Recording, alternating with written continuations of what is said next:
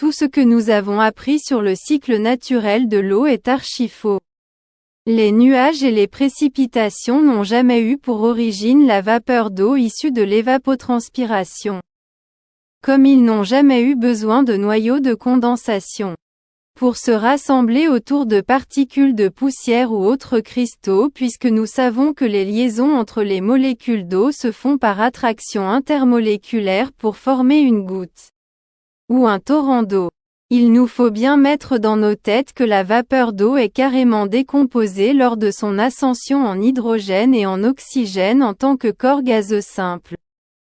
Par action du rayonnement solaire ultraviolet, radiation, en particulier par absorption de 2 ou plusieurs photons à la fois et même de faible intensité étant donné que l'énergie agissante représente la somme des énergies de ces photons, elle sera inévitablement supérieure à l'énergie de liaison OH. L'hydrogène est le plus léger des gaz. Il doit donc monter dans une zone la plus haute qui lui permet de vivre en tant que tel. L'oxygène atomique étant relativement lourd se placera en bas dans une zone qui lui permet lui aussi de vivre en tant que tel. Ces deux zones sont séparées par une zone intermédiaire d'azote. À l'arrivée des courants d'air ascendants et descendants qui représentent l'opposition de deux forces mécaniques, les constituants de l'air compris entre ces deux forces vont être comprimés. Nous savons que l'air se réchauffe par compression et s'ionise en même temps par agitation et frottement.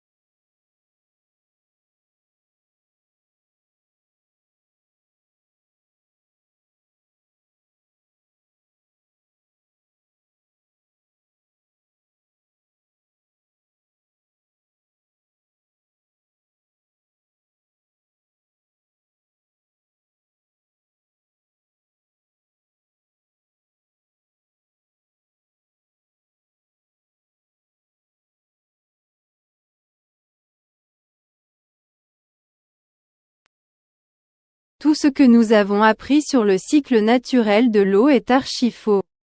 Les nuages et les précipitations n'ont jamais eu pour origine la vapeur d'eau issue de l'évapotranspiration. Comme ils n'ont jamais eu besoin de noyaux de condensation pour se rassembler autour de particules de poussière ou autres cristaux, puisque nous savons que les liaisons